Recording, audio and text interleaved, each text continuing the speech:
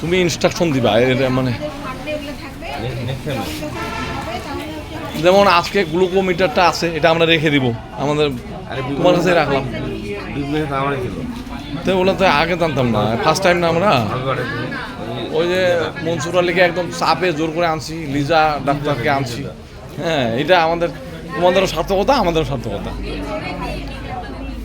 হ্যাঁ হ্যাঁ, আমার ছাত্ররা না পায় কোথায় আছে, ওকে আমি চাপে ধরছি যে লাগবে।